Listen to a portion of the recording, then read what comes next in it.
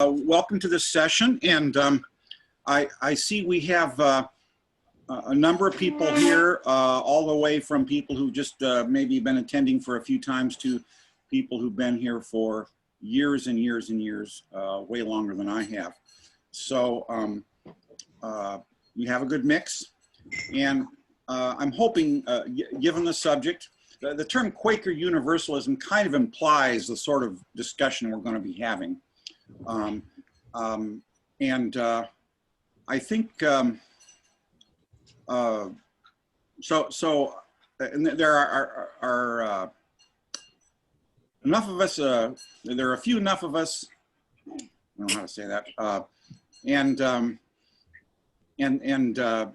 From just different parts of different probably a theological spectrum that.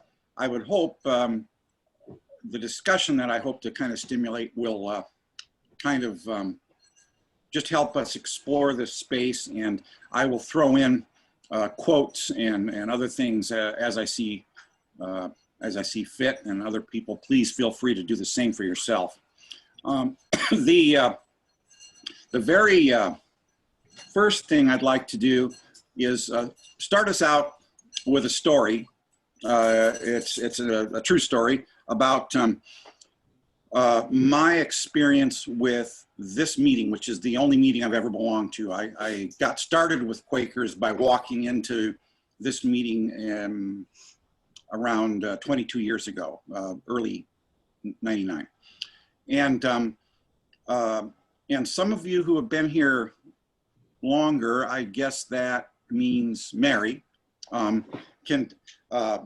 can correct me if my impression is a little different from yours about how things were and how things are in the meeting. But try. Thanks, Mary. At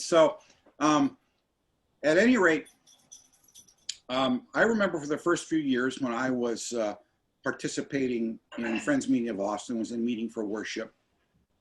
I remember a certain reticence on the part of friends, both in discussion and when they were giving vocal ministry, to make reference to what we might call traditional Christian language. And I often remember, and I found out later that this was true all over the liberal Quaker world, not just in our meeting. That often when people would get up and they'd want to say something, they'd want to refer to the life of Jesus, or they'd want to refer to something from the Bible, they would preface it with an apology. That was my impression when things started out. Okay, well, about 22 years ago or so. People would say, well, God, and excuse me, but if some of you aren't comfortable with that word, substitute your own idea in or something. People would say that sort of thing, even in vocal ministry. And I think a lot of people would agree that that's what was going on back then. Now, it's changed, and in our meeting in particular, I associate that with the story of a particular family. And a lot of you have heard me say this, but some of you haven't, so I'll just tell the story, and those of you who've already heard it, just bear with me. The story of this family starts one day when we were between meeting spaces, and we were meeting in the Hancock Center in the golf clubhouse. This was in the early 2000s, before we acquired our space on East Martin Luther King. And one morning, one of our friends who's since moved out of the area got up and gave a very moving message, vocal ministry, about being the adoptive parent of children who don't look like you. And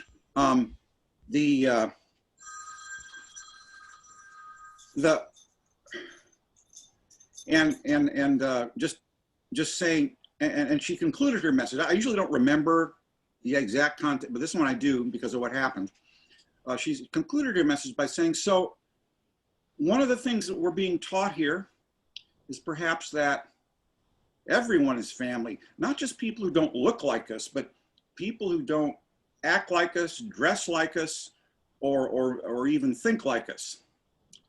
And she sat down, and immediately, a large family of people we'd never seen walked in the room. And the mother and the daughters all had the little bonnets on and the very long dresses down to the floor, you know, with all of the same color. And the father and the sons had, you know, very prim, you know, same color button-down shirts and black pants. And I think I'm probably projecting this memory, but maybe suspenders too. Anyway, so they sat down and everyone's like, whoa, you know, this is really something. So the meeting went on. And then a little later, because her message had been about having an adopted child, one or two other members who had adopted children got up and spoke about their experiences. And then the meeting ended. And of course, then the family introduced themselves and they said, well, we're Lodima and Jim Miller-Moore. We're from the Mennonite community near Smithville. And we're looking for another spiritual outlet because we don't feel like there's enough social activism in that community. And we're looking for someone, people are a little more socially engaged. And these are our kids. And then Jim said, the father said, and I got to tell you, like all these kids are adopted and we need to hear those messages. So it was quite a morning, you know.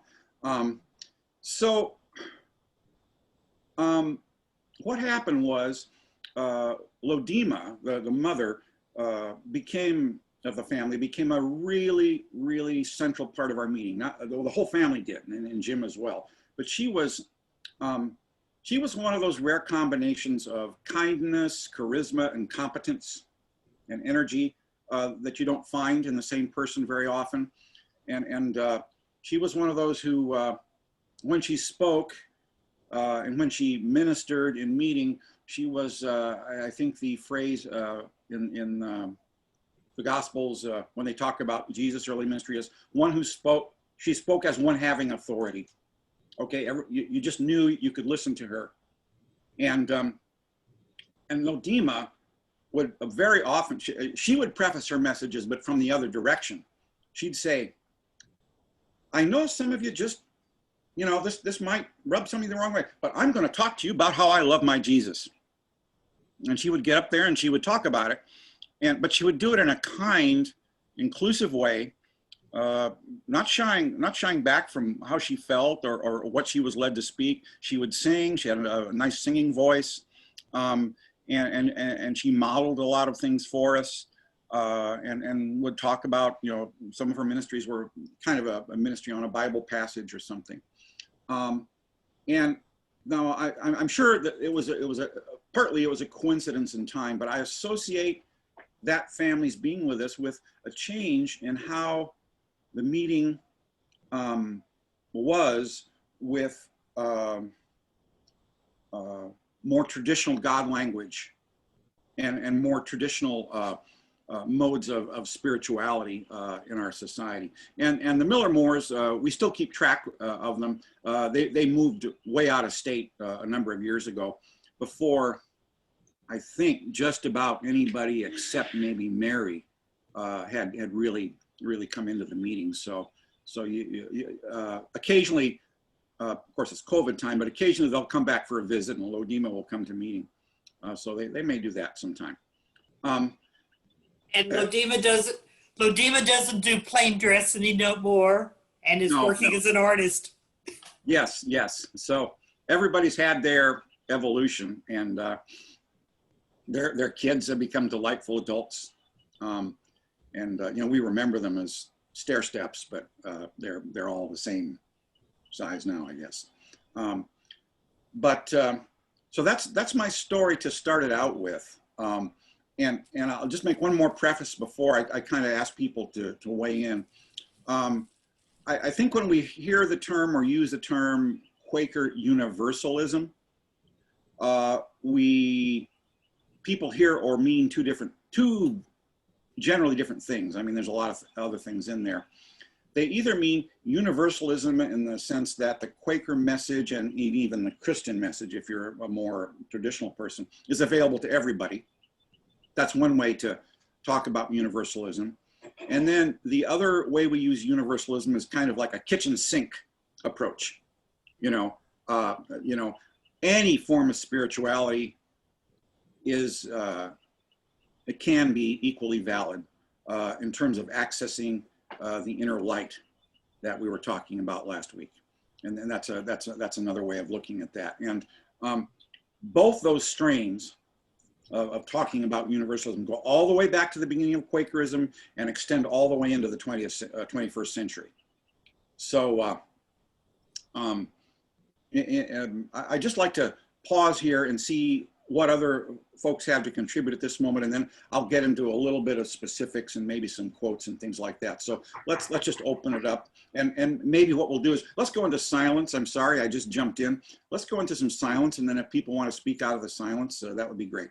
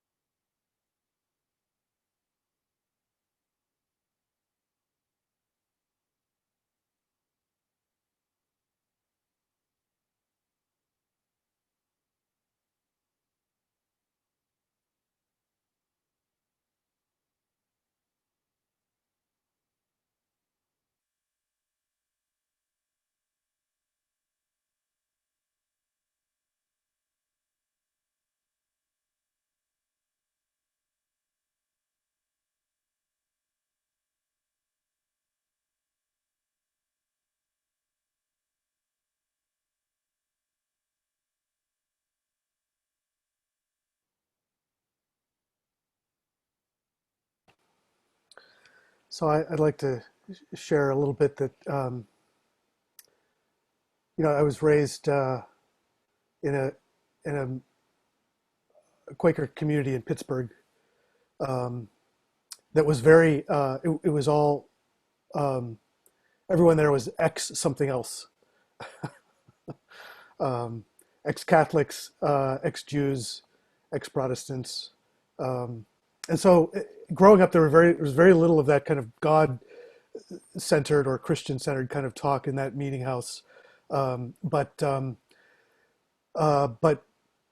my parents, but my grandparents were Catholic, and so I had periodic mass in my life, and as an adult, my experience has been that Christian oriented worship services have always left me feeling a little irritable and kind of like judged and kind of I don't know, just like not a feeling of communion, but a feeling of kind of being outside of it, even when I'm in the church with everyone. But I have to say that one of the things that attracted me on first starting to come to Friends Meeting of Austin in 2016 was hearing messages, spoken ministry that referred to Jesus, to the Christian Bible, to parables and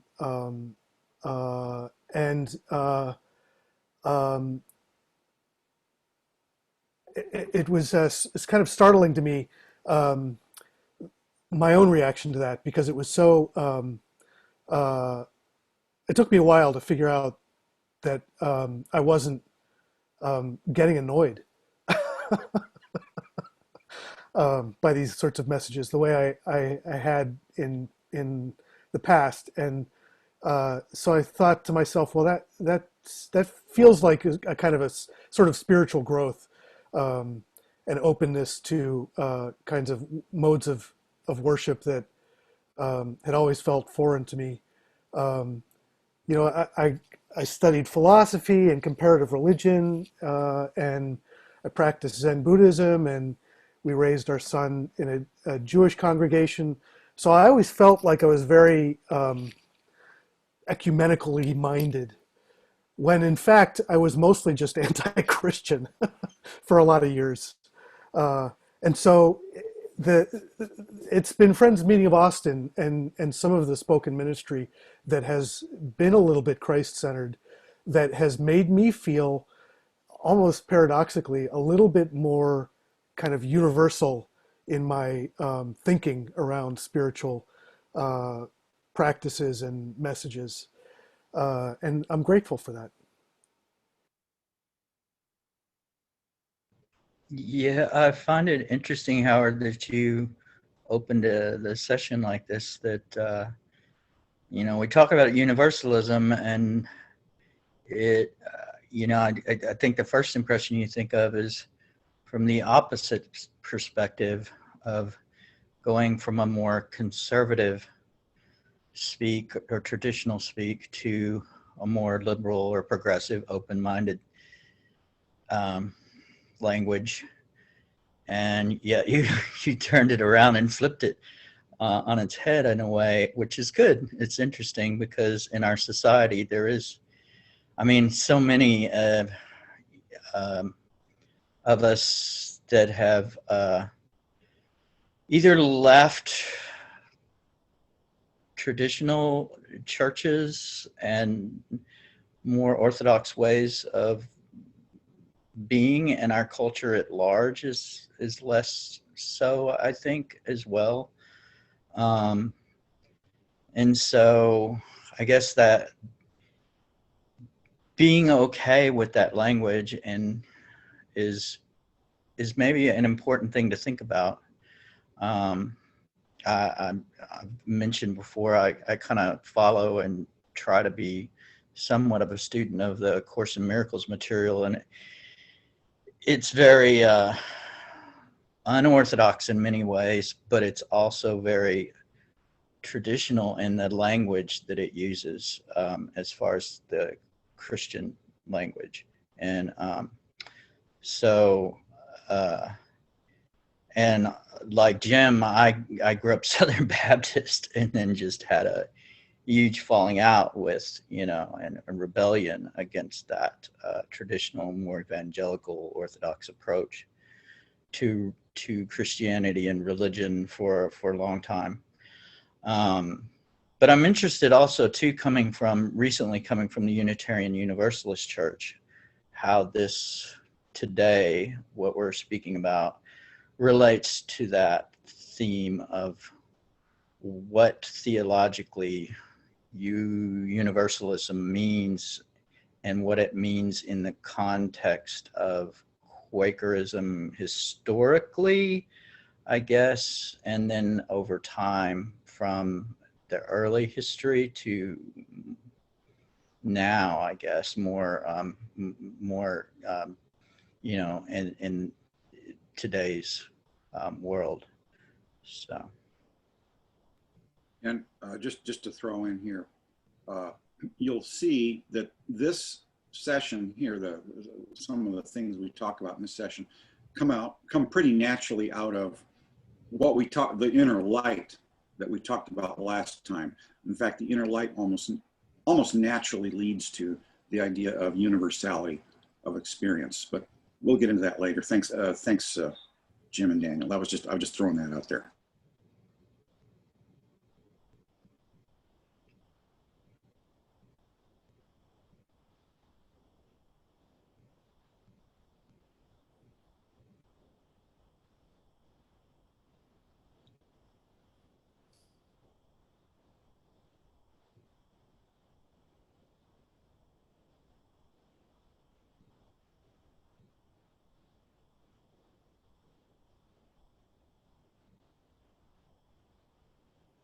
I also started life as a Southern Baptist. But then I spent 20 years with a group that was called the Ecumenical Institute, which really aimed at being able to tell the bigger story, to get beyond it as well as using the symbols. But when the limitation of that to me was we still had people who were professional religious. There were a bunch of ministers who were part of it.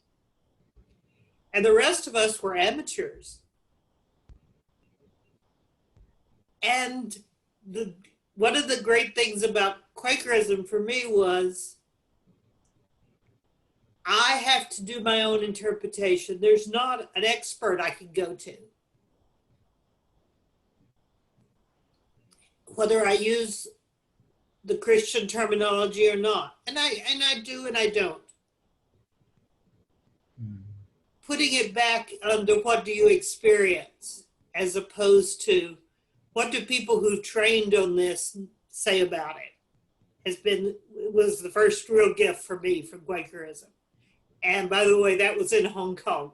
I've been part of 2 meetings, Hong Kong and Austin.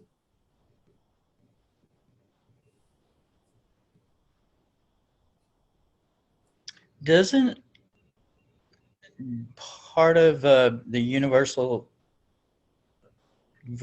approach, and now I always get these two mixed up, but let's say Unitarians and Universalism, one speaks on the fact that somewhere historically people began to believe that everybody's going to heaven.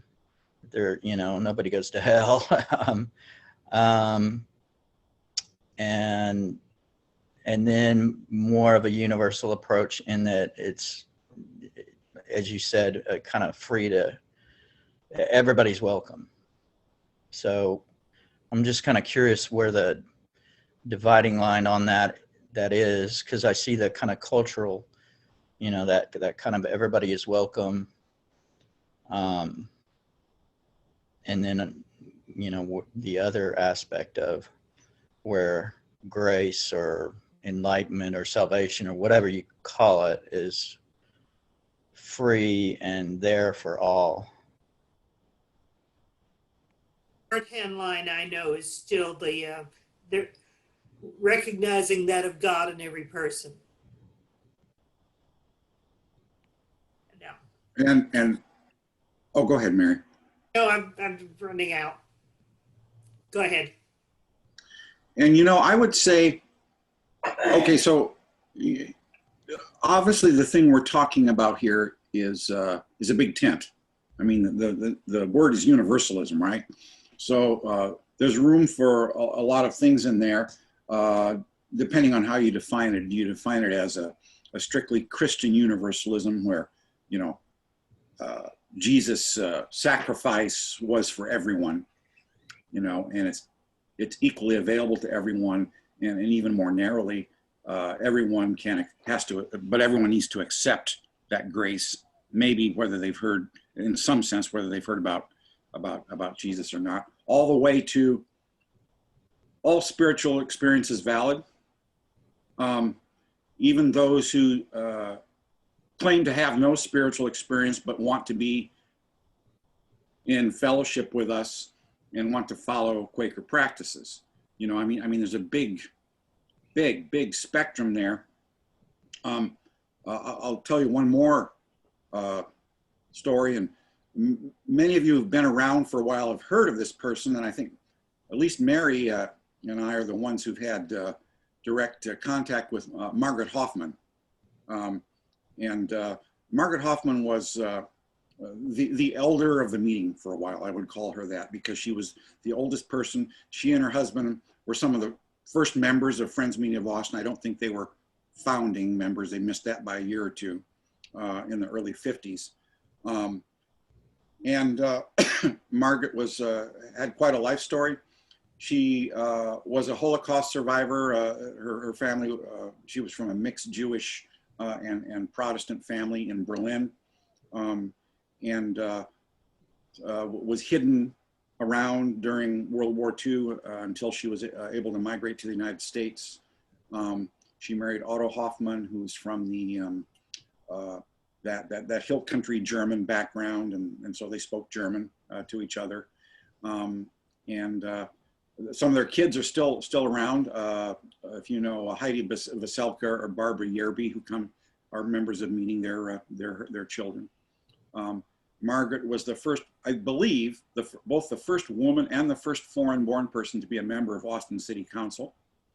She only had one term because she was very, very vehement about preserving Austin's green space and antagonized a lot of developers.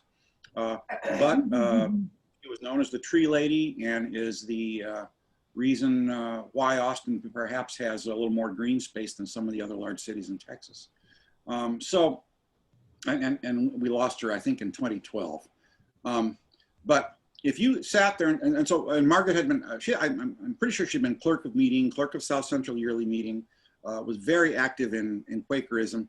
And when you sat down with her, and she wasn't hiding this or anything, when she sat down with her, she had a very slight German accent. So I'm going to, well, it may come out when I try to quote her, but she said, you know, I just don't understand this God stuff. I just don't get it. It doesn't make any sense to me, you know, and you know, she wasn't condemning anyone else or anything like that, but that's just the way she was. And, you know, that was probably one of, you know, the most exemplary, weightiest, as they say, Quakers whom I've known in the Austin Friends Meeting. So there's just a big gamut, and I'm sure, well, I'm not sure. I'm thinking early Quakers, or at least Quakers during the quietest period, that is during the 1700s and up into the 1800s, would have been quite shocked by her. And she would have been, you know, disowned by her meetings, and that's when they were disowning people. And in a moment, if the conversation leads that way, I'll give us some examples of people like that. But so that's all to say that it's very it's just a very big, very broad thing. Oh, and we do have we have occasionally had, and I'm not sure if they're still around, but people who are a little bit shocked. You know, they're very often people, or some of the people from old Quaker families who come in and they just can't handle how, for them, unchristian we seem, you know. And so there was at one point, and maybe still is, I haven't communicated with any of them. I mean, they were all on friendly terms. A small group of people who met, maybe 5 or 10 people, in Austin, calling themselves the Christian Quakers. And I know there's a schism in Lubbock, I believe, between group and Mary. Maybe I'm saying West Texas. Yeah, Just south of Lubbock. That makes me laugh. Lubbock, yeah. Of Quakers, those who are more what we call, and then this is a term you'll hear a lot, Christocentric, and the ones who are more universalist. So it's still not a settled thing, even in what we call liberal or Hicksite Quaker meetings, such as ours.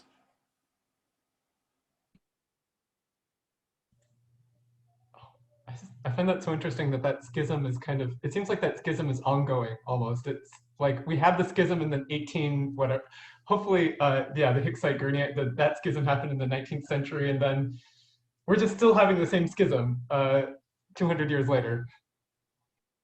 But people get back together. It's funny. They schism and then they say, oh, we should all be talking again. And they do that. And then, and then it's a little bit too much for one tendency or another, and they have to go off by themselves. But typically, well, it wasn't in 1827.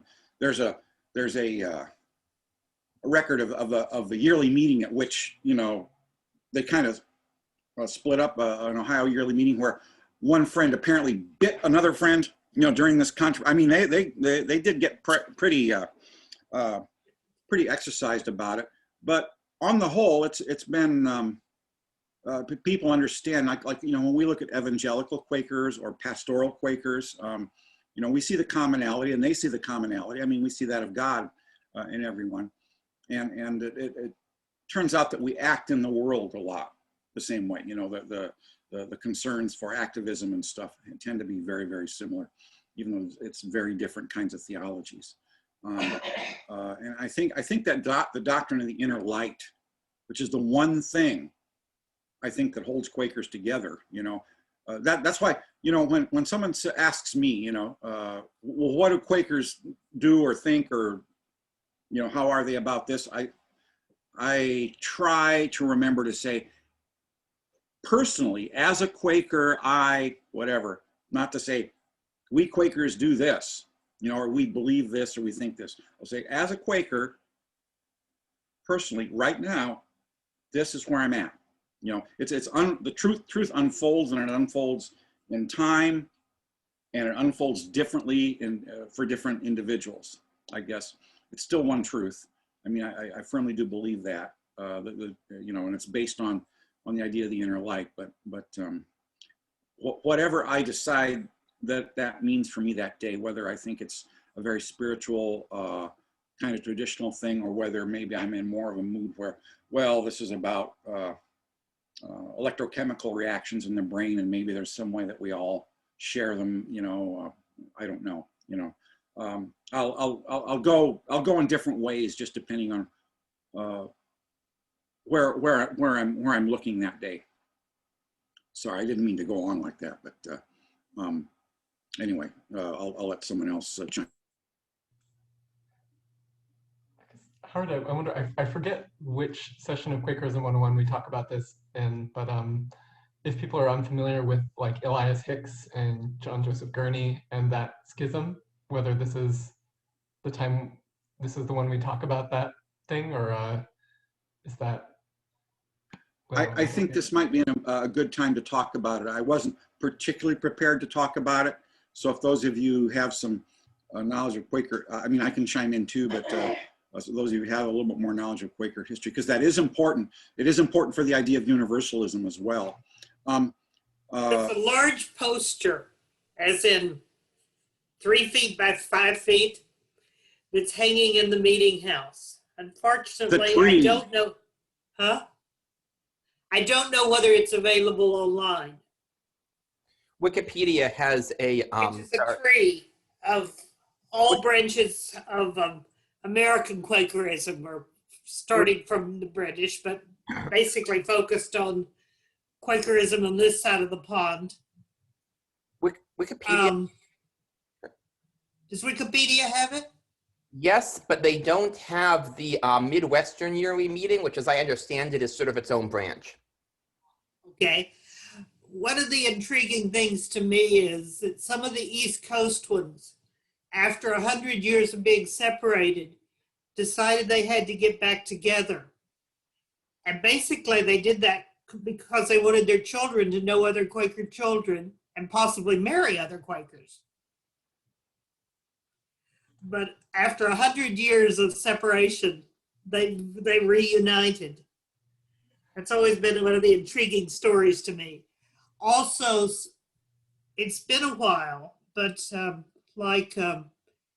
years ago, South Central Yearly Meeting Women met with women from Friends United meeting for conferences twice a year. And I still know some of those people.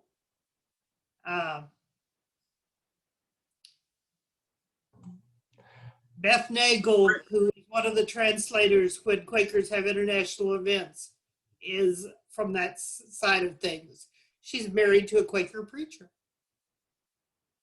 Might I just add, for those of you who are a little less familiar with the terminology, Friends United meeting is an umbrella organization of the more evangelical and more apparently traditionally Christian friends meetings. As often Friends United meetings have paid pastors and do other things that look more like mainstream Protestant worship.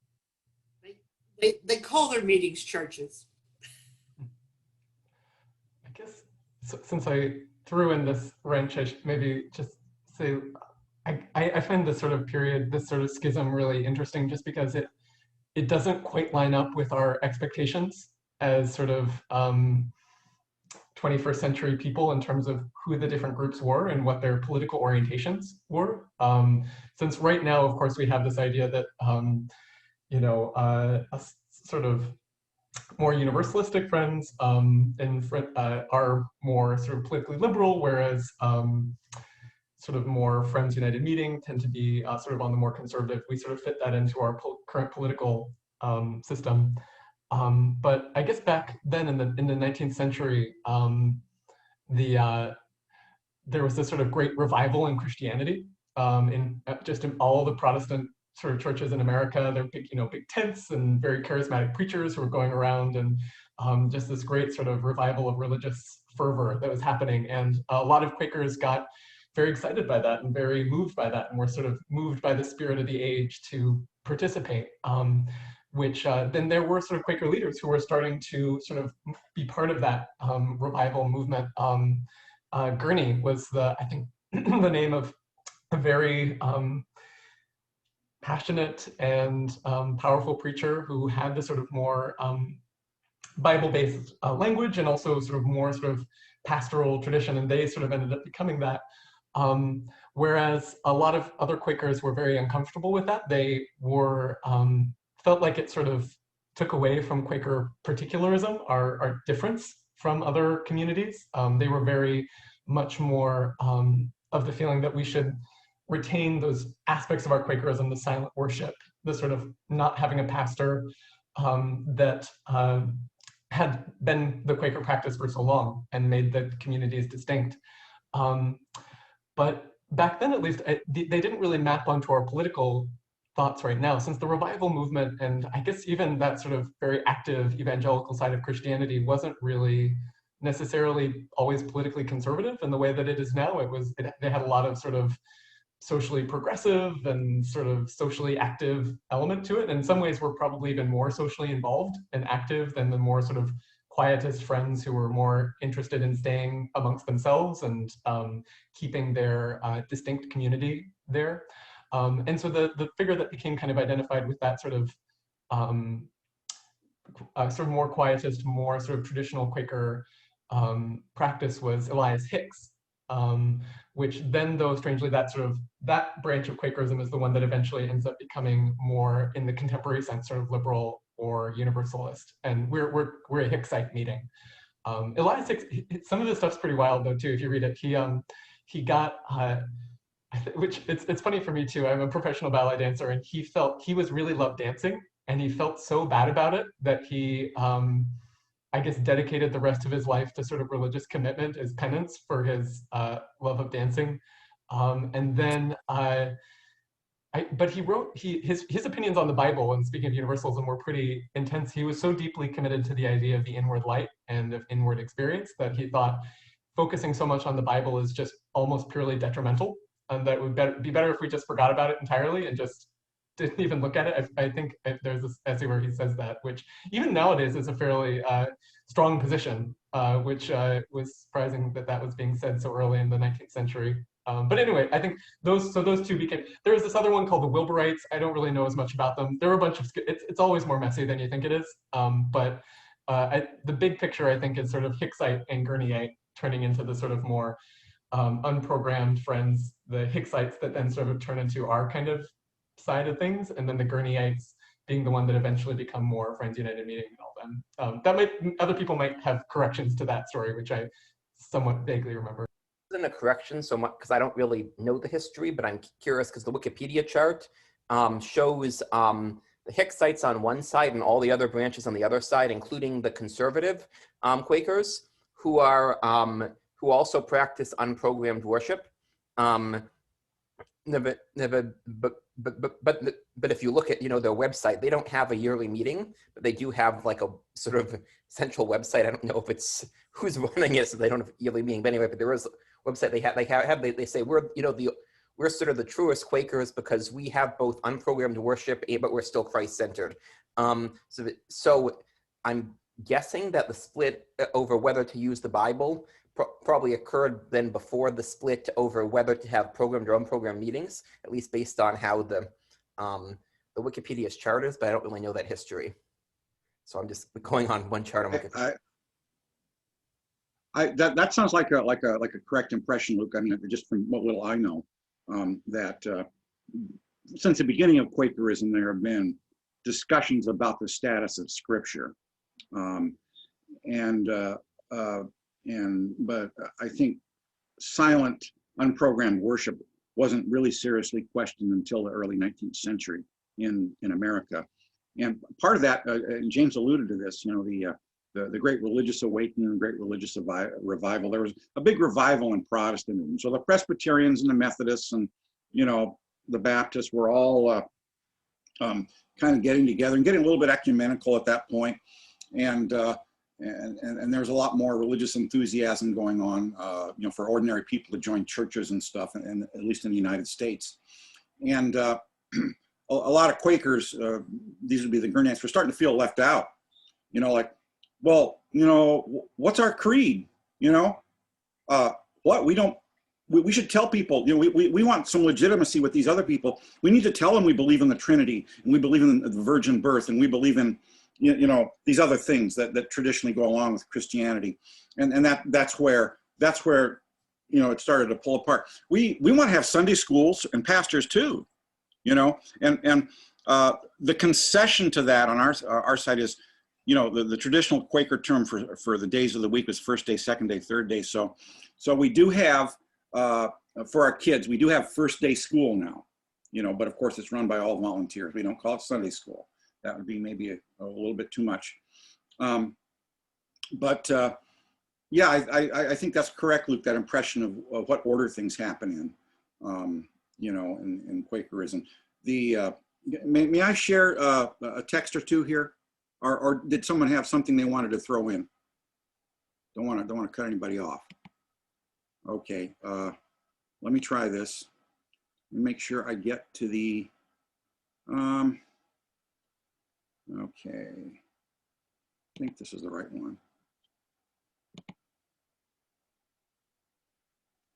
No, this is not the right one. Doggone it. Okay, hang on. Stop sharing. All right. You get so much stuff up here, and then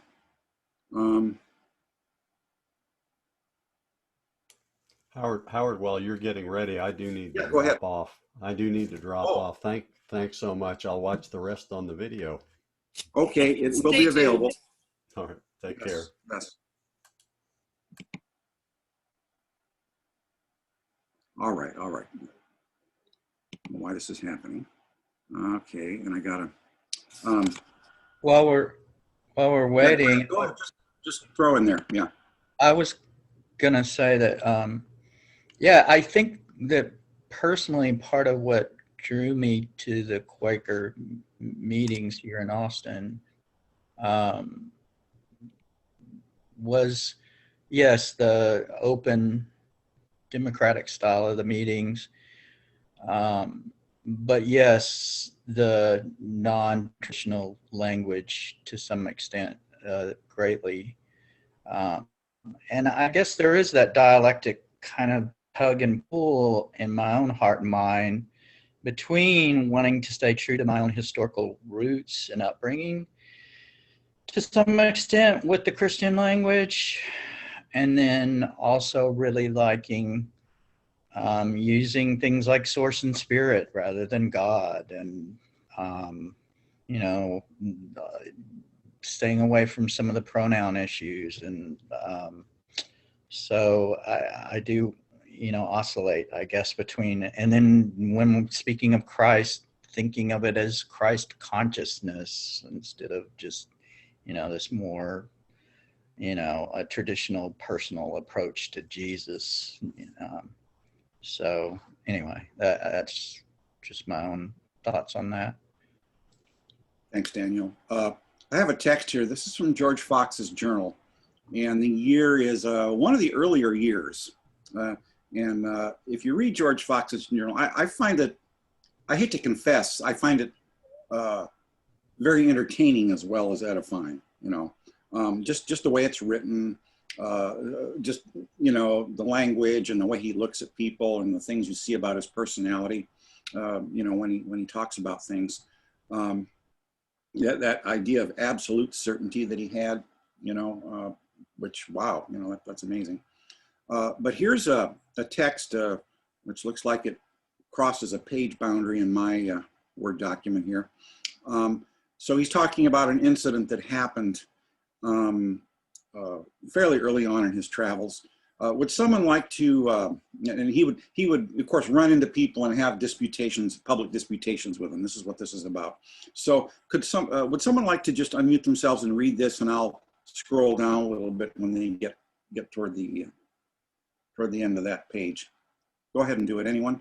Yeah, I'm happy to read it. Next morning, some of the chief of the town desired to speak with me, amongst whom was Colonel Rouse. I went and had a great deal of discourse with them concerning the things of God. In their reasoning, they said the gospel was the 4 books of Matthew, Mark, Luke, and John, and they called it natural. I told them the gospel was the power of God, which was preached before Matthew, Mark, Luke, or John were written, and it was preached to every creature, of which a great part might never see nor hear of those 4 books, so that every creature was to obey the power of God. For Christ, the spiritual man, would judge the world according to the gospel, that is, according to his invisible power. Thanks, Jim. So still, I mean, a lot of Christian language there, but you can see he's decentering Scripture. You know, he's not going with the traditional Protestant, you know, Lutheran concept of sola scriptura, you know, only by Scripture. You know, the Scripture is the authority. That's being decentered already in the language of Fox. And let me just show this is a strain that has been in Christianity for a long time. Let's go back to something from the first, probably the 2nd century, actually, of the Christian era. Epistle to the Romans, chapter 2. Would anyone like to read that?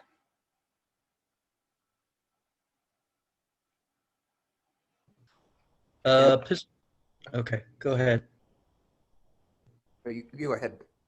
Okay, chapter 2, verse 13, for it is not the hearers of the law who are righteous before God, but it is the doers of the law who will be declared righteous. Indeed, when Gentiles who do not have the law do by nature what the law requires, they are a law to themselves, even though they do not have the law. So they show that the work of the law is written on their hearts, their consciences also bearing witness, and their thoughts either accusing or defending them on the day when God will judge men's secrets through Christ Jesus, as proclaimed by my gospel. George Fox, the Journal of George Fox. Yeah, well, that was the previous one. I didn't manage to get that off the screen. Sorry. Okay. And then so we're starting to see that this is kind of implicit in even standard Christianity, you know, that maybe, and the Quakers just, in some sense, just take that the next step, you know, and to where you will now see on Quaker websites and Quaker discussions online, you know, a lot of people question whether you should consider, at least our branch of Quakerism, whether you should really consider it actually Christian or not, you know, or something else, something that includes Christianity, but includes Christianity as something among all these other ways to access that inner light. So you know, there's a seed there even in early Christianity that you and you know, I'd be remiss if I didn't mention you know, people in the Middle Ages. You know, there were some movements, you know, the Cathars, for instance, and others who you know, were very violently suppressed in the High Middle Ages by the popes, who also held to that. Any comments on that? Just that idea that might have been a, well, whatever you want to comment on. Go ahead. I mean, that's an interesting passage from Fox where he refers to Christ as spiritual man. And there's no hint in there of Son of God, sacrificed for our sins, only through Christ are you reborn. None of that stuff, it seems to be implicit in what Fox is saying, and he's not even referring to him as a Messiah. The phrase "spiritual man" is pretty remarkably ecumenical. I mean, it's capitalized, and maybe there's just that one spiritual man who is Christ. But I mean, I don't think that. I think it's more than that because of the inner light. We've got that of God in each of us. So I think even Fox was thinking, you know, not only is it not necessary to go through the Scripture, but maybe it's also not necessary to go through Christ. I'd like to pull in another text here that it's also a very famous text from John Woolman. Those of you who've been around Quakerism for a little bit are probably familiar with, and those who've been around for a long time are very familiar with John Woolman. He was one of the archetypal figures of colonial and early revolutionary era American Quakerism. He's held up a lot as a person who really was in touch with where things were going, was a person who brought together, and we'll probably hear about this in future sessions, brought together that idea of the inner light, you know, Quaker spirituality with social activism.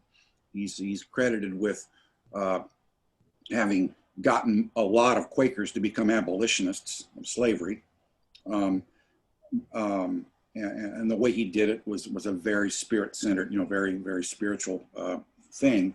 Here's a quote from him that I'm going to throw up on the screen, and surrounded by other quotes. See what says John Woolman. There's that. So would someone be willing to read that paragraph starting with, "There is a principle"? There is a principle which is pure, placed in the human mind, which in different places and ages hath had different names. It is, however, pure and proceeds from God. It is deep and inward, confined to no forms of religion, nor excluded from any, where the heart stands in perfect sincerity. In whomsoever this takes root and grows, of what nation soever, they become brethren. Thanks.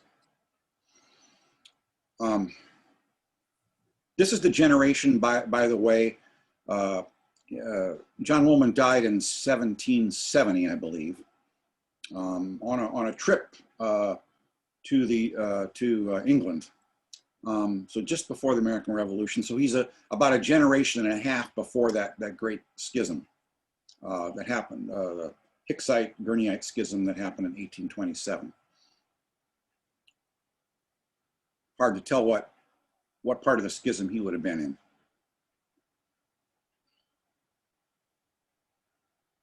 Wow, but it's still pretty amazing that for that time in history that they were, that it's pretty progressive. Yeah, and if you read there's some of his other famous quotes. They're progressive in the modern sense, in the modern political sense as well. Wow. He has a famous, I almost know it by heart. Someone can correct me because I don't have it up here. And we'll run into it probably more when we talk about Quakers and social activism, which is one of our other topics. But he says, let us all examine our possessions, our houses, the furnishings therein, to try whether or not they might not contain the seeds of war. In other words, he's talking about consumerism and how, and just in general, how that leads to acquisitiveness and strife. But that's for another day. Makes me want to go read more of this guy. Sorry. Makes me want to go read more of this guy. Well, his stuff is some of the most reprinted stuff in Quaker history. You can find probably at any one point, and also just online probably as free copies, his journal and his essays, the essays of John Woolman and the Journal of John Woolman, some of them which are bound together. They're very easy to find. I think John Woolman was what convinced me that I wanted to become a member of the Society of Friends, reading his stuff. And my sister also, after I become a member of the Society of Friends. So. Interesting and good to know. Yeah. In terms of how, I'm just going to throw in some names. There's a really nice website called, this is maybe even a bridge further than just Universalism. There's there's we talked about there are groups of people who sometimes go off of program meetings because they're a little uncomfortable with how little we talk about, how little we center Christianity. But then there are friends that go the other way. They call themselves non-theists, not atheists, but non-theists. There, you see that link there. Just look for nontheistfriends.org. But there's some nice historical article in there, and they talk about some people. I mean, there are people right from the first generation of Quakers. I'm just going to list their names there. Gerard Winstanley, who is fairly well known. I think Terry Sorrell has done a lot of study of Winstanley and could tell you about him. And Jacob, it's pronounced Bottomley, probably because that's how George Fox spells it when he refers to him.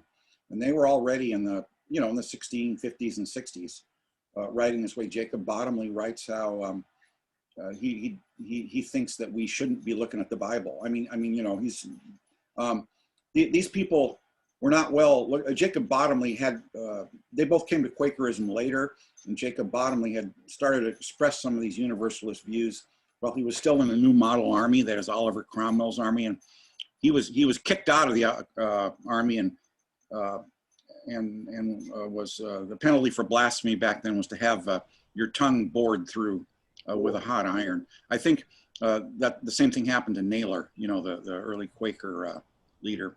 Although I guess people survived and could talk after that. but Bottomley, expressed all these things. He had a pamphlet out, and then here's an Elias Hicks quote.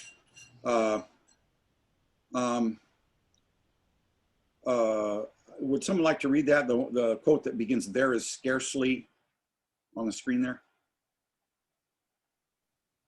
There is scarcely anything so baneful to the present and future happiness and welfare of mankind as a submission to the traditional and popular opinion.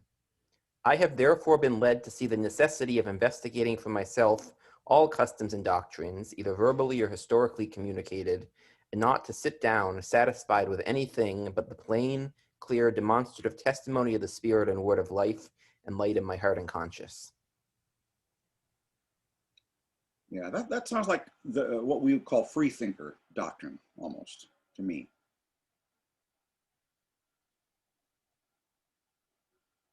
By the way, is it 2 o'clock? Yeah, I was It just is. noticing that. Yeah, just about now.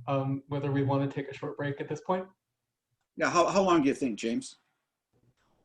No, how long do people? Maybe like 5 or 6 minutes, something like that. Does that sound good? Sounds good to me. Okay, it's 2:02 now, so let's come back at 2:07.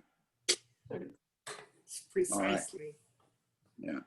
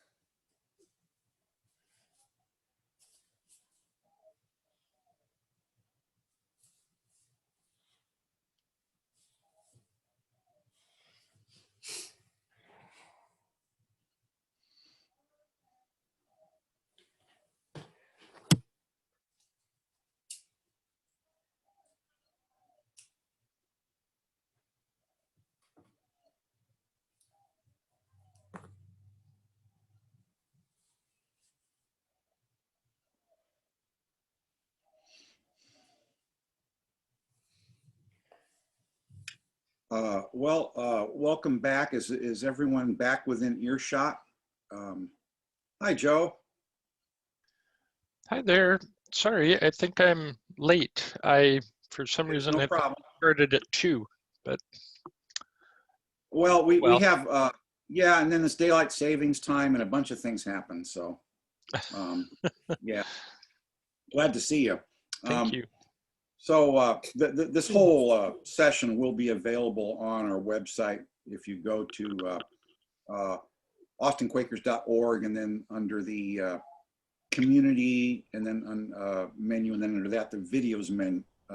This whole session will be available there, and I will also try to make the texts that I'm referring to in screen sharing available there as well.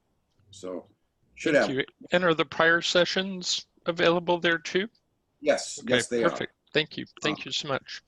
Sure. And as we like to emphasize, these sessions, although there's a sequence, et cetera, in the sessions, they can all be considered standalone. You know, you can Great. dip into one and skip another one and dip into another one, and it should work out okay. So, Great. Thank you. sure. So we just to catch up here. So we've been talking about Quaker Universalism, which is the topic, and about how a lot of this transcends theology.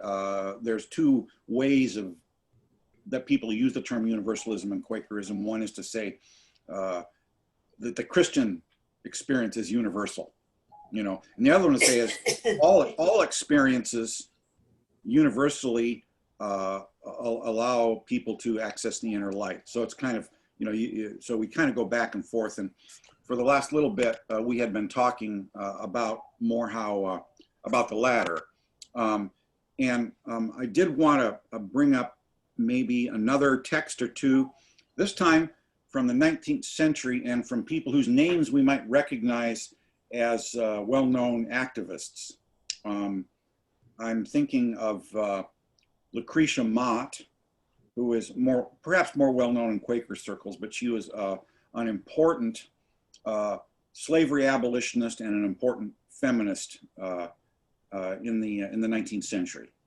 She was born in the late 1700s and lived a very long life. So she, I think, died in the 1880s. And then the other person I'd like to bring up is probably even more well-known, Susan B. Anthony. Now, Susan B. Anthony, if you read like the Wikipedia article, it says, well, you know, she was a Unitarian or whatever, but actually Susan B. Anthony was brought up Quaker and wasn't, excuse me, okay, hang on, and was a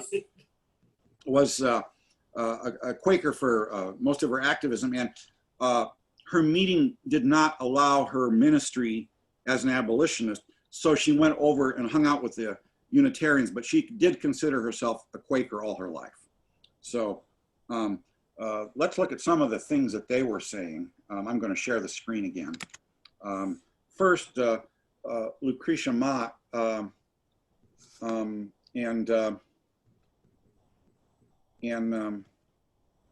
to, these are taken from that website, nontheistquakers.org, although the non-theists, I think, are making a bit of a stretch when they try to claim some of these people, but you can judge for yourself here. Let me share this. Okay. As it says, she worked for abolition of slavery, women's suffrage, and temperance. And I like that motto that she apparently, when people asked her to sign her autograph, she would sign it with the phrase, truth for authority, not authority for truth. That was her lifelong guiding principle. And Mott did not go and join another group. She just, Quakers told her she couldn't do this. She couldn't travel in the ministry. In other words, probably to advocate for abolition of slavery and for women's rights. But she ignored them and just did it anyway. And then she, let's see here. I'll find a good quote that someone can read. you see where that bullet point starts, where it says, "I confess to you." Could someone read that out loud? I will. Thank you.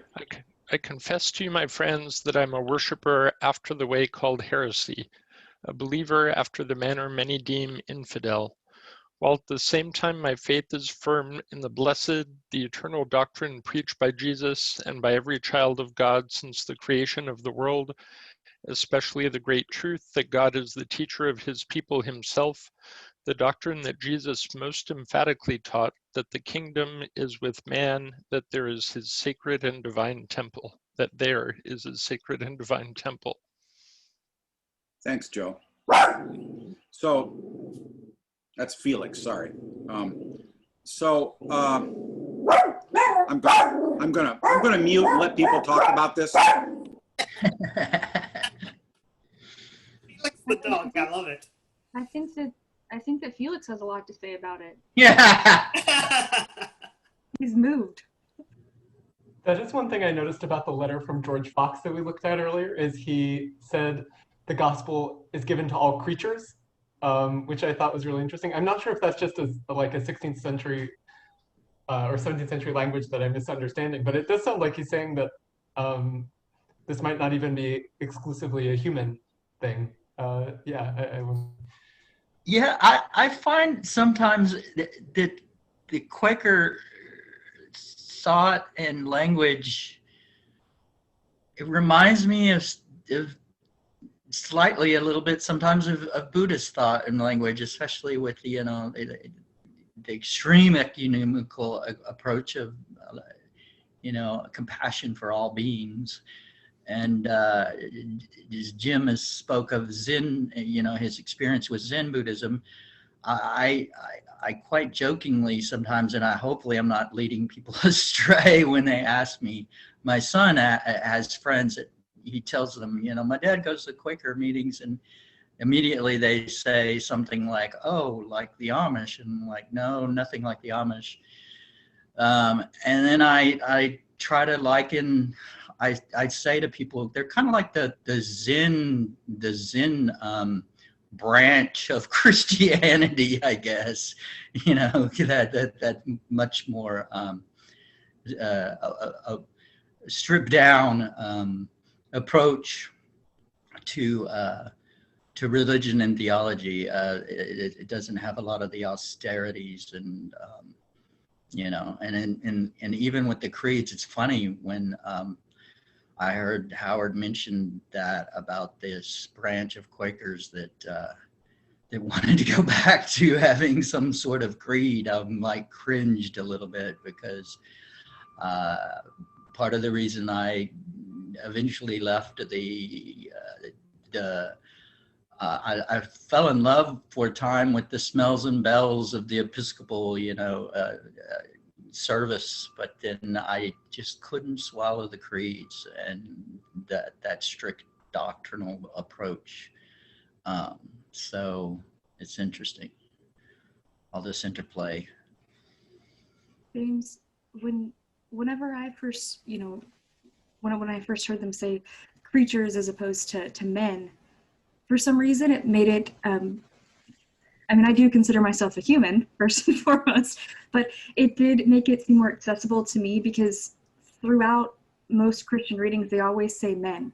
And I know that often they mean mankind, but whenever mankind isn't really the right word, and so you say men, I don't know, it just feels like maybe it doesn't feel accessible to me, especially because in the Christian tradition, women didn't hold roles of pastoral, like any pastoral roles. They weren't higher up in the church. They didn't have the same access to, on their own to spirituality as you do in Quakerism. So I don't know if it's an intentional word meant to be more accessible, because just saying humankind over and over, or humans over and over, it still has the word man. I know I'm not trying to be like really specific about it, but I'm not saying that they're like, yes, for dogs and lizards too, but on the other hand, it does make it seem like literally everyone. And there may be some people who, keep in mind at this time period, when they would go to, whenever the British Empire was going to lands and they were conquering new peoples, they didn't always consider everyone that was there like at the same level of humanity. And so this is another way to reach out to encompass everything and everyone, because we just like, yes, they're all humans clearly, but I mean, you got to remember Darwin at the time wasn't really saying the same thing.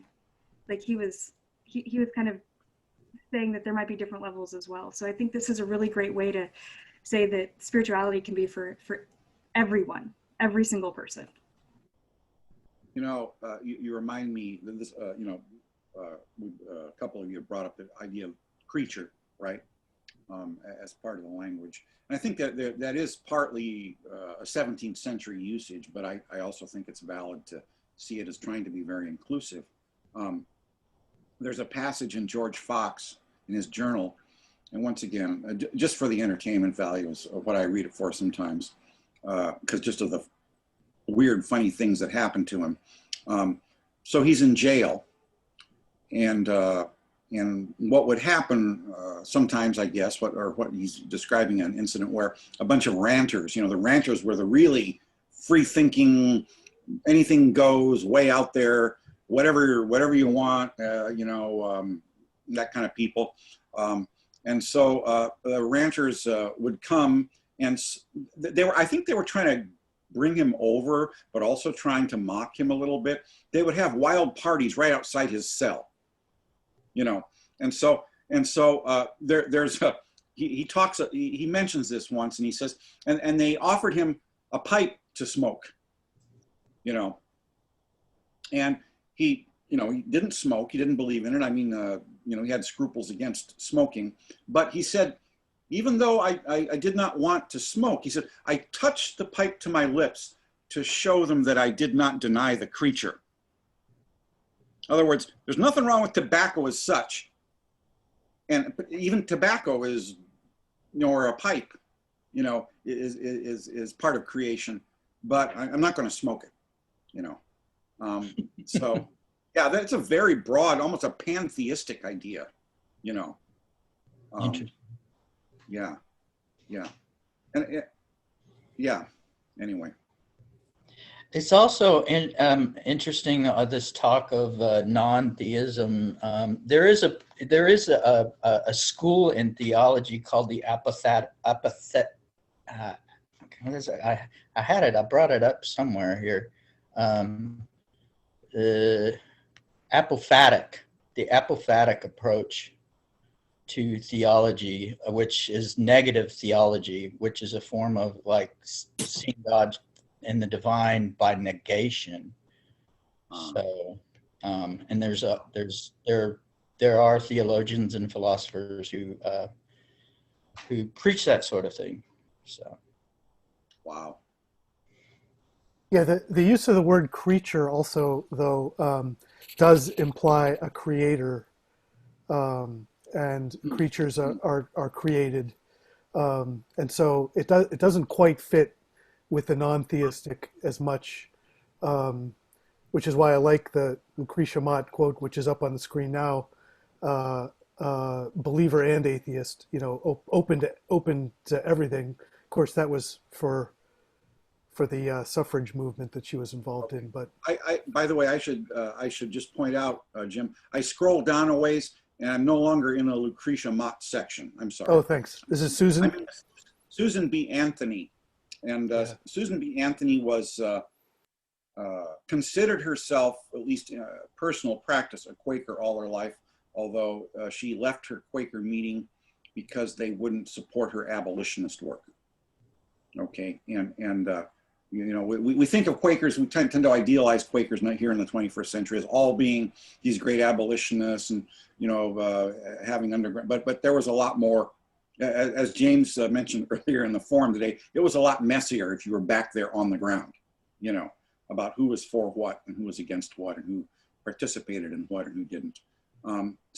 But she considered herself a Quaker, at least in her own spirituality and practice. And so this is a quote from her in 1890. Would someone like to start reading up at the top there where it says in 1890? I'll read it. Sure, thanks. In 1890, she told a women's organization, "These are the principles I want to maintain, that our platform may be kept as broad as the universe, that upon it may stand the representatives of all creeds and no creeds, Jew and Christian, Protestant and Catholic, Gentile and Mormon, believer and atheist." In a speech in 1896, she said, "I just trust those people who know so well what God wants them to do, because I notice it always coincides with their own desires. What should you say to outsiders is that a Christian has neither more nor less rights in our association than an atheist." When our You go on. platform becomes too narrow for people of all creeds and of no creeds, I myself cannot stand upon it. When asked in an interview in 1896, "Do you pray?" she answered, "I pray every single second of my life, not on my knees, but with my work. My prayer is to lift women to equality with men. Work and worship are one with me. I know there is no God of the universe made happy by my getting down on my knees and calling him great." In 1897, she wrote, "It does not matter whether it is Calvinism, Unitarianism, spiritualism, Christian Science, or Theosophy. They are all speculations. So I think you and I had better hang on to this mundane sphere and keep tugging away to make conditions better for the next generation of women." Anthony said to a group of Quakers in 1885, "I don't know what religion is. I only know what work is, and that is all I can speak on this side of Jordan." So it's hard to say much more about universalism after reading that and knowing who it comes from also. I don't know, any thoughts there? I think it's really easy to have a creed. I think it's really, really hard to take the personal responsibility to think about everything that you hold to be true and make that decision for yourself and have to actually say, "I believe this to be true."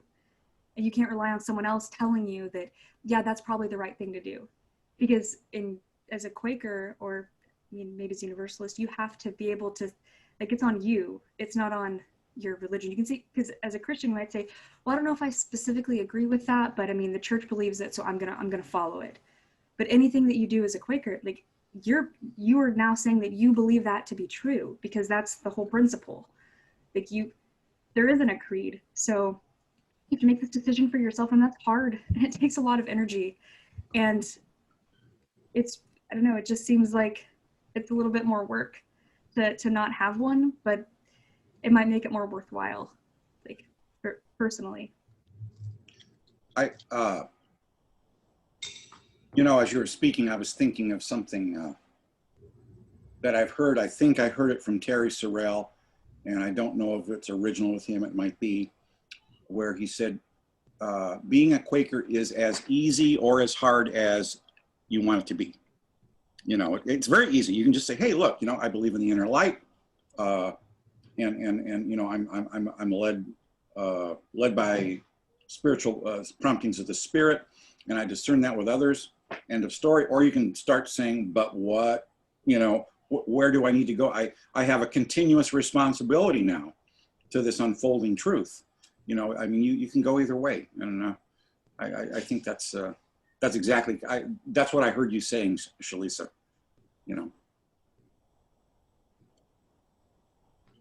I had something to say too. I'm not sure if it's an ad, but just what strikes me from this reading, I really like where she says work and worship are one with me. And also, I don't know what religion is. I only know what work is. And I really do think our acts and the way we're of service to others is a practice in worship. And I myself am struggling with the connection between that and spirituality. So connecting that to God, or whatever we want to call that power. Thank you. I've always been really attracted to the concept in Judaism of tikkun olam, which is repairing the world, which is a concept that creation is unfinished. it's not quite right. It requires the work of humans to make it right. And some branches of Judaism think that there will be no Messiah until the world is somehow put better or put right. And so there's there's, at least in Reform Judaism, there's a lot of social activism that is drawn from that concept. And Shalisa, I really like what you were saying, because it's almost a suggestion that universalism or an openness to spiritual experience and it actually increases personal responsibility. It doesn't decrease it. And so some of what you sometimes hear a critique of people who are more doctrinally bound or bound by creeds feel like it, well, if we let go of that, then anything goes. And you're actually, what you're pointing out is, no, it's actually the opposite. It's not anything goes. It just means that you have to work harder at it.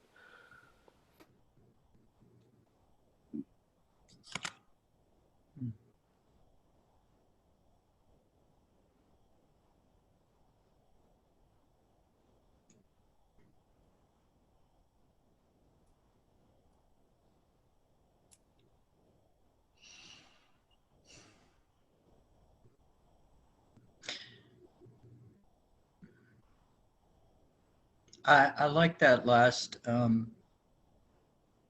quote a lot, in the sense that, and what Jim just said about tikkun olam,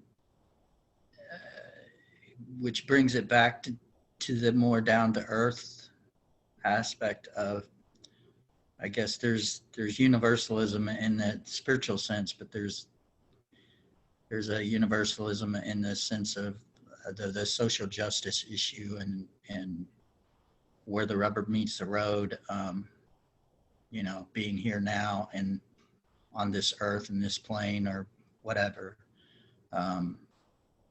So there's the vertical, I guess, speak or language, and there's the horizontal language of being in this world and having to work, and with one another and within the environment that we live in, with our fellow creatures.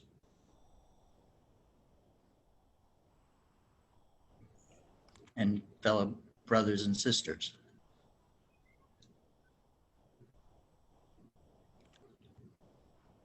Recently, this was the first week in February, my younger brother came to stay with me for a while. He was having some issues with my family, and he's 22 and he's in his last year or so of college. He's going through a lot of life changes, and is he's a very anxious young man, but he's also very, very angry. And a lot of that happens when you're in your young 20s, especially if you're raised in West Texas and, maybe you don't agree with you're not, well, I don't know how many of us are from that area, but it can definitely be a little smothering. And In West Texas. Abilene. Oh, I was born there. Yeah. So a lot of that. And while my father is an atheist and my mom is a Christian, she's very, very liberal. So it isn't the family that's smothering or anything like that. And I'm not going to go down this really long rabbit hole, but this is all to say that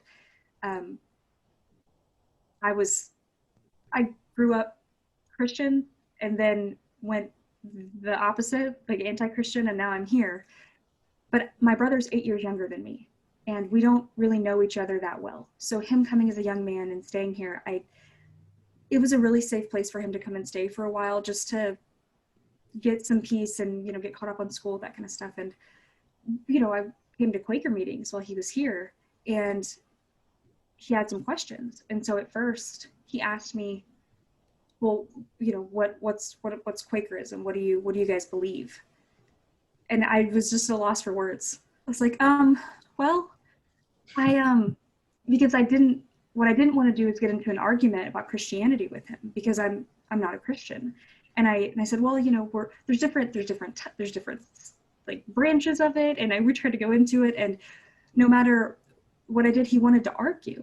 And I said, honestly, I don't know enough to argue with you, and I don't want to argue, but you're always welcome to come. And he goes, well, you're not going to get me to come to your church meeting. I was like, I promise you that's not. I don't know how to, like, I don't know whether to continue or end the conversation. Like, I wasn't trying to bring it up. I just wanted to let you know that if I'm sitting silently for an hour in my office, I'm not going crazy, just staring at the screen. Like, there's a purpose if you happen to walk in that Sunday morning. And he's just so used to that evangelist mindset that he really thought that I was going to that was going to be a condition for him staying here. Right.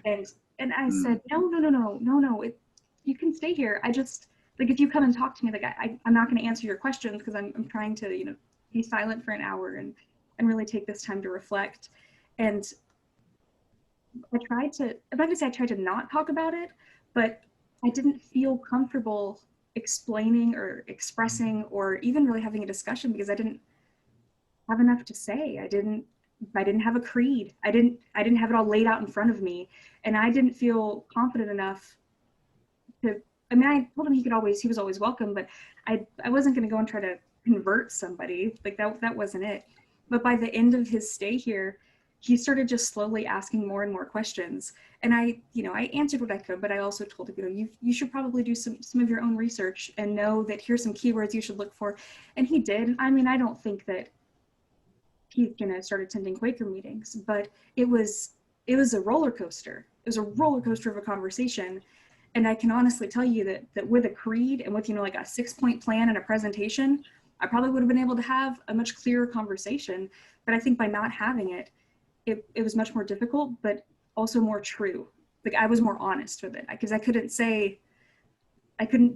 have it all written down with notes where I could say, and this is why I believe this, and this is why I believe this, and here's the proof. And I couldn't do that. I just had to be honest with him. Like, one of the most honest conversations about what I believe, and it's that I'm still working on it. I'm still working on it. I'm still trying to figure it out. And if you want to come and sit with me in silence, you're welcome to, but you don't have to. Like, those. Anyway, it was a rough couple of weeks, but I think it was good for both of us. What a wonderful problem to have. You know, I think of some kind of, I guess, koan-like or paradoxical things that I feel. Like, for me, belief is really important, but I don't care. If that makes sense.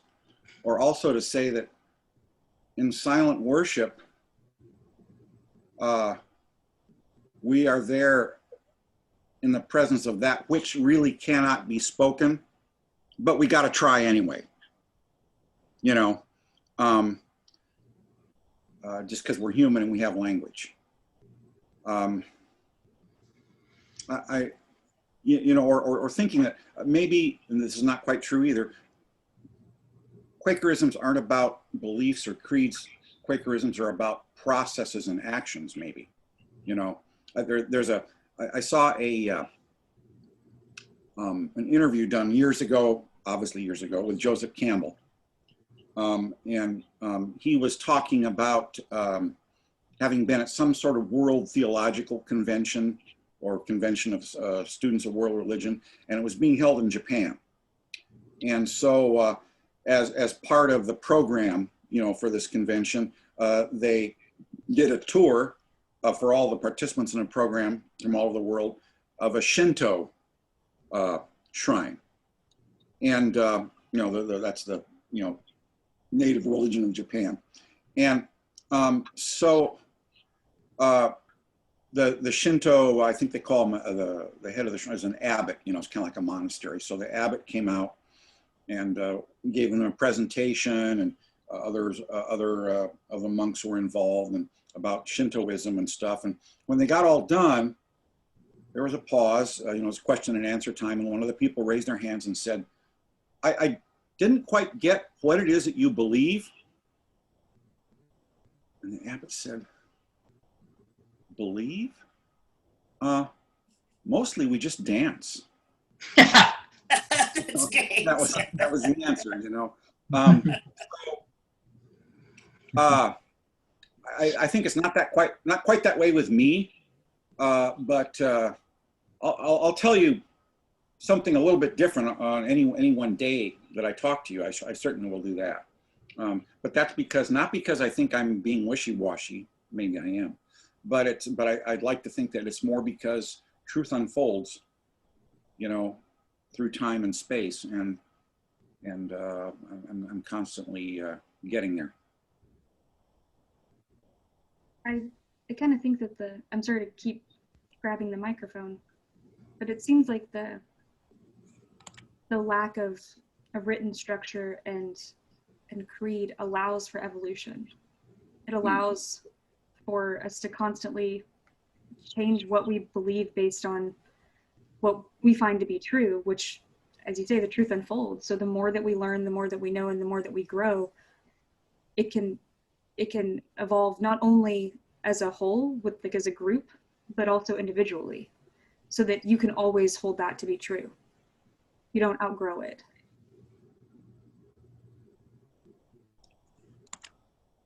Also, we've talked in earlier Quaker 101 meetings about the idea that Quakerism isn't about just this incredibly blind individualism, like some of these other groups that came along in the 1600s or that died out. That there is this collective and communal quality, and that the meeting itself, and that there has to be this idea of everybody coming to an agreement of sorts, and that there's that's a kind of universalism or universalistic approach, you know, to reality, theology, whatever you want to call it, I guess. That it's not just you're not just a rock, an island, or whatever unto yourself. There is that aspect of being able to stand up and speak from your heart and mind in meeting, but there's also the greater whole to bring us back into, to ground us, I guess, in that connected quality.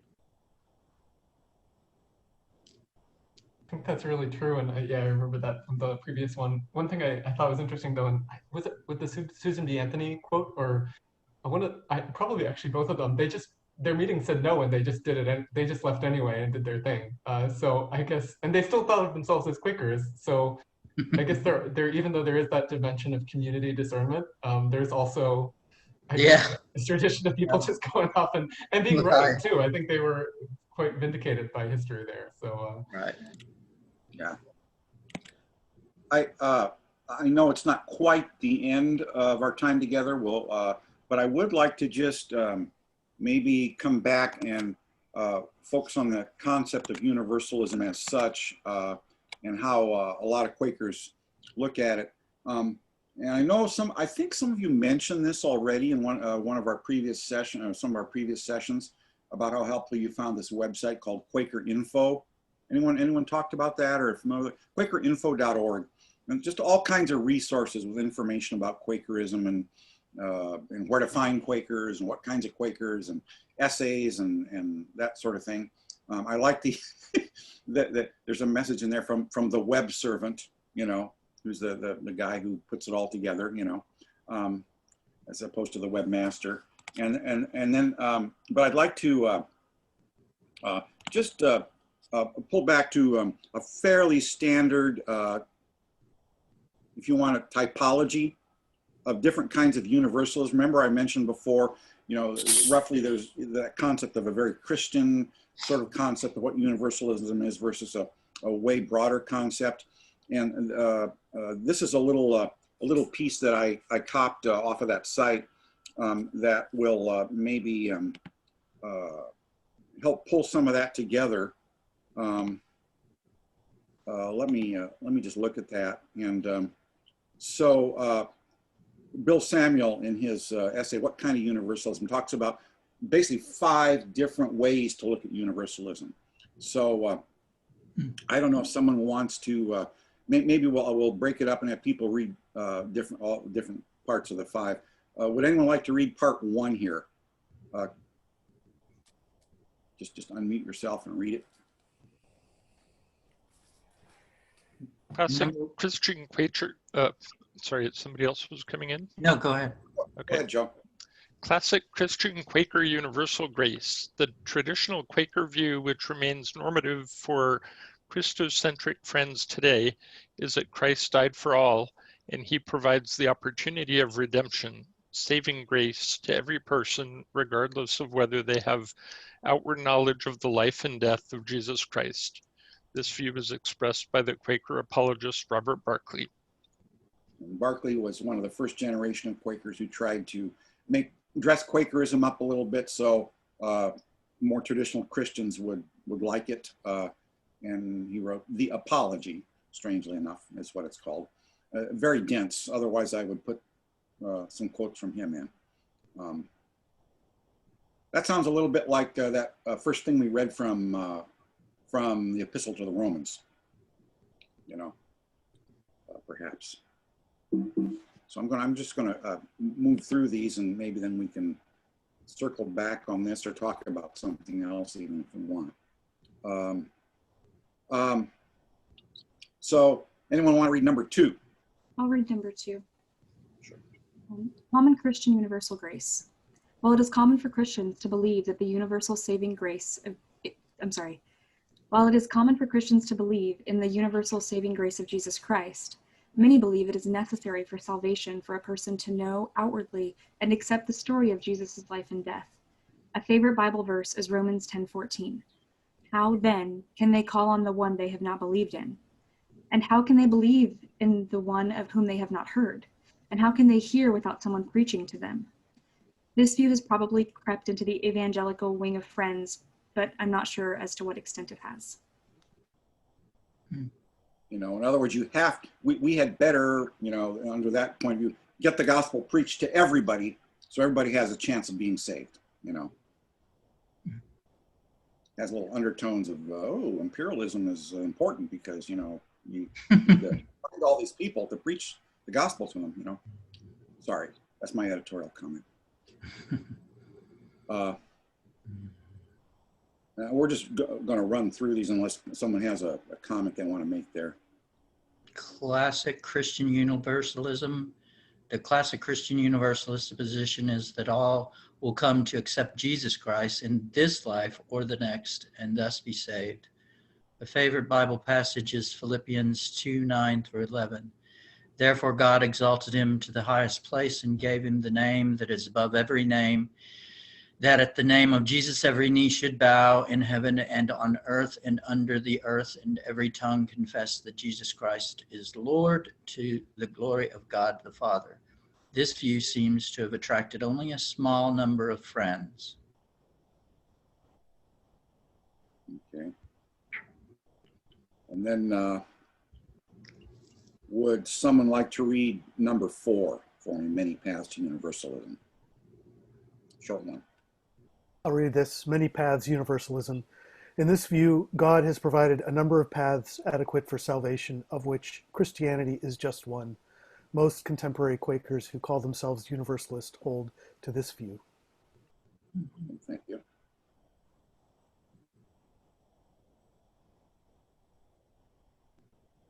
Whoops, sorry. And then finally, number 5, the number 5, door number 5. I want to read that. No choice universalism. Most adherents of the above 4 positions believe that each person needs to make choices to assure their salvation. While the offer of grace may be to everyone, the adherents of the other positions generally believe the offer must be accepted in some way in order to be effective for the person. But there is another view that all persons are saved regardless of faith and moral choices they make, a position they may call unconditional grace. This view has been popularized by 2 Quaker pastors, Philip Gully and Yes. James Mulholland in their 2003 book, If Grace is True, Why God Will Save Every Person. Because this view departs dramatically from the traditional Quaker view and Orthodox Christianity, a number of friends have called for the... I think, okay, oh, I didn't get, well, for them to be removed for them to be removed. from Quakerism, but I think it goes on to say that they remain as Quaker pastors. They're from the evangelical branch of Quakerism, I believe. So there you go. I would, hey, for me, there's a sixth one. And this is having grown up as the son of a oldest child of a Methodist pastor in a very rural conservative area, not Texas, the area where South Dakota, Minnesota, and Iowa kind of make a corner there, if you can imagine that on a map. And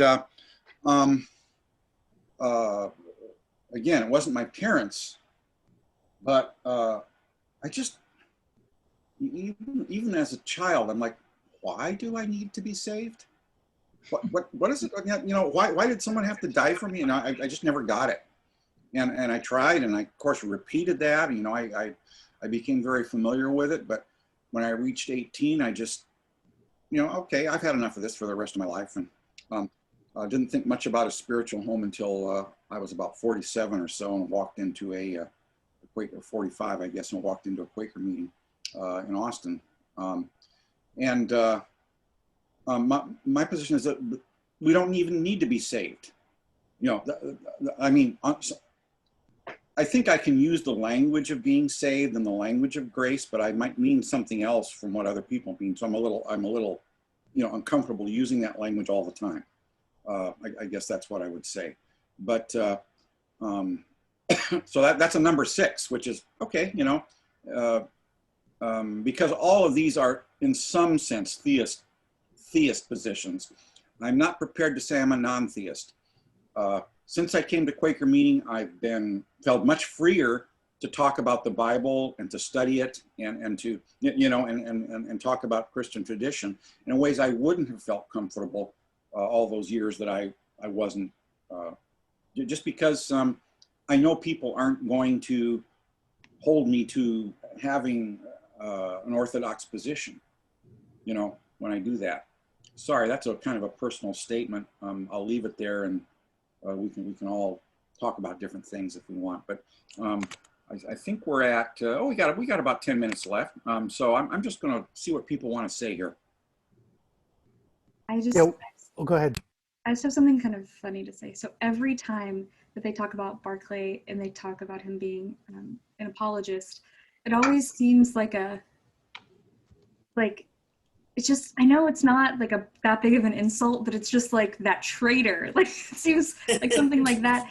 And so in my mind, I just imagine him being like a publicist, like a PR agent, like just trying to spin it so that people just calm down, and, you know, Quakerism doesn't get canceled, and Quakerism doesn't get ostracized. And I mean, I get it at the time, it might have been what was needed to keep it alive in general. And now we think, like, why don't you just hold true to what you believe in? And who knows if I'm not saying that he didn't believe what he was writing, but I just imagine him saying, like, listen, I know this is what you believe, but we're gonna have to write it this way. I just imagine that publicist or PR firm trying to, like, make it, you know, palatable for the mainstream. And now we just remember him as an apologist. I just like that. I never see his name without that word. So Terry Sorrell and his he shared some PowerPoints with me when he had presented on some of these Quakerism sessions, and he had a slide on that, and the title of the slide was "Barclay wasn't sorry." He was an apologist, but he wasn't sorry. And I kind of like that, yeah. You know, and there are even questions about some of the other things early Quakers said, because this wasn't just about getting canceled in the sense that, okay, you know, we're all going to ignore you on Twitter. This was more like, getting canceled. We're going to throw you in prison and some of you are going to die, you know? So, you know, the stakes were a little higher, but I think what you said is really important. There's a question, for instance, the peace testimony, you know, one of the core things that Quakers talk about was done in the, you know, was first really articulated in the context of a letter to the king saying, you know, please don't persecute us. And the title even says, Declaration of the Innocent and Harmless People called Quakers, you know. You know, okay, this is, I'm not going to say much more, but it reminds me of the end of Psycho, you know, when the main character is sitting there and the fly is sitting, she's just a harmless little old lady. She wouldn't even hurt a fly. I'm sorry, that's completely. Yeah. but that idea that sometimes you do need to articulate this stuff just so people will have at least a minimal sympathy for you or understanding for you. His language is very convoluted. If you go back and read it, I mean, it's available. You can get it's in print today. The apology is, but it's very, very in Spanish, rebuscado, you know, as they say in Spanish. It really gives a lot of, you know, this, you know, twists and turns. Yeah. I've always been a little bit more sympathetic to Berkeley, just since I feel like part of it is he was kind of writing at the time. This is sort of early Enlightenment, and just them trying to Quakerism, this explosion of religious like language and thought and passion and inward experience, and then just the desire to. So what happened? Like, what's happening? Like, what does this make any sense? Like, what is going on? Like, what are we actually saying? The attempt to try to actually say that, or to, and his language, of course, then is the language of that sort of early Enlightenment period. I haven't actually read the Apology, it's just little tiny bits of it, but I sympathize with the project. I'm not sure how successful it was. Kind of maybe doomed to failure, just because that sort of Enlightenment thought and what was happening in Quakerism weren't maybe the best fit for each other. So just sort of I think of it often as sort of maybe it's like an interesting attempt that maybe if I have a tremendous amount of time, I will someday go through and see what he tried to do. But clearly a pandemic happened and I still haven't read Barclay's Apology, so I'm doubtful that maybe whether I'll ever actually get to that.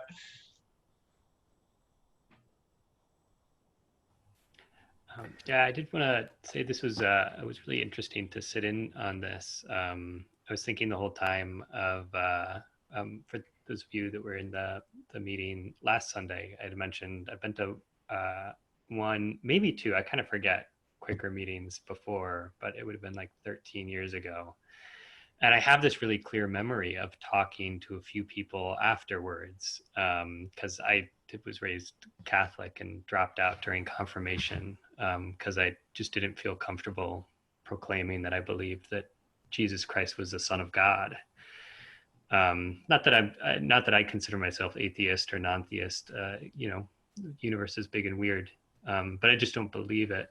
And I told that to one of these people after this Quaker meeting, and the impression I got there was that that was not okay, and that was not, you know, going to be an okay view to have at the meeting. And I didn't go back. And I was like, well, that's a bummer. There's so much that you see.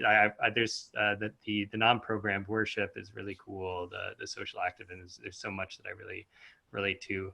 But I'm not comfortable, you know, being part of a group where it's not going to be okay to not believe that Jesus is the Son of God, or at least any more so than anyone is the Son of God.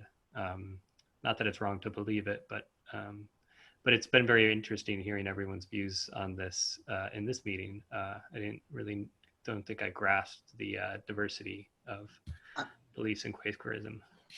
Sometimes you need to take at least 2 or 3 Quakers before you begin to conclude what the feel of a Quaker meeting is. If you don't agree with the first one, talk to somebody else. I haven't been going very long, but it seems like this time last year in one of the Quaker one-on-one meetings, there was at least, I know of one woman that I think pretty much was a non-theist, and that there are a few in the meeting in Austin that are non-theists.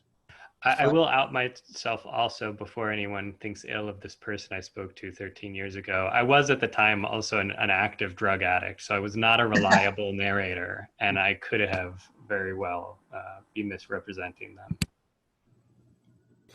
Yeah, I'd like to say that I think with Howard there is a sixth or possibly even a seventh form of universalism, which just takes out the kind of reliance on God, because all of the five that we saw in there had something about God in them. And in fact, if you don't happen to believe in a creator, that's not necessarily. I mean, it's a form of spiritual experience that maybe is a step further in universalism towards the non-theist perspective, and I feel like increasingly Quakerism, at least the way I look at it and experience it, is open to that. And I'll out myself as a non-theist. The other thing I was struck by during this conversation was I used to have a religious studies professor who said that it didn't really make sense to study religions, that it only made sense to study religious practitioners, right? And that the individuals themselves and the communities kind of, define the thing, they aren't defined by it. And it was really interesting to see all the different perspectives. I like that. Well, we have a couple minutes left, friends. Are there any parting comments?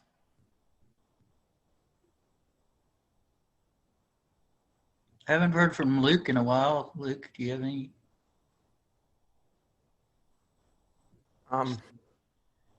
Not really. I had I was going to try to share earlier, but I couldn't really get in. I don't like being filmed, so I turned my camera off. It made it sort of hard to signal, but I don't really have anything I can say quickly. Yeah, Luke, if you're on a, next time, if you're on a computer, you see at the bottom, there's a little reactions button of your screen, and you could hold up a hand or something, so we know you're interested in speaking. So that would work. I just wanted to test it out. Sorry. Oh yeah, go ahead. Otherwise. Oh yeah, okay. There's a heart. Yeah, I see it. I just wanted to add again, apologies for joining late, but I felt very welcomed and welcome to share and read and all that. So I appreciate that. Oh, great to have you. I should say before anybody goes, we had to move the next one. So March 28th is actually the beginning of South Central Yearly Meeting, so we will not be having a Quakerism 101 that day.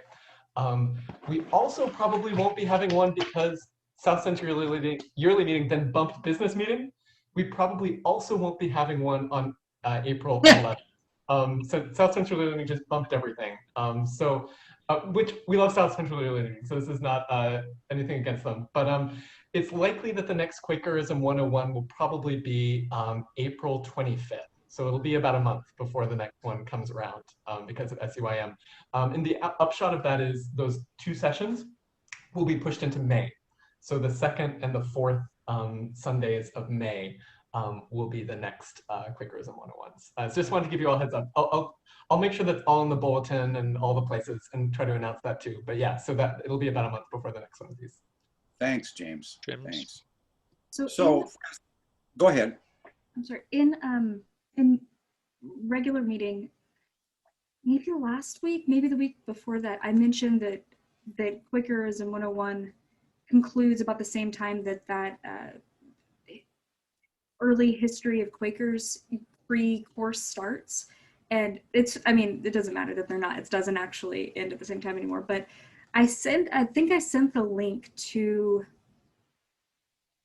Terry, and I think it might be in the in the newsletter, in the bulletin. I'm not sure if it was or not.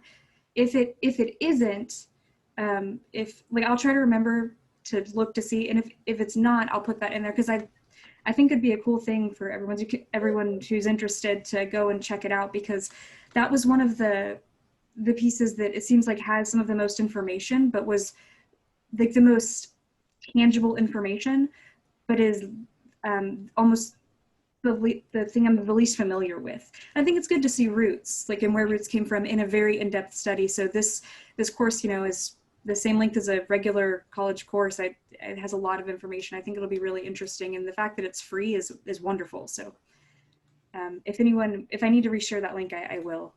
Someone here shared it with me in Quakerism 101, but it looks really cool. Yeah, let's share this widely, whoever has it. So, and hopefully it gets in our bulletin and our newsletter. I would be interested in that. Sure. Do you have it right there, Shalisa, to paste into the chat?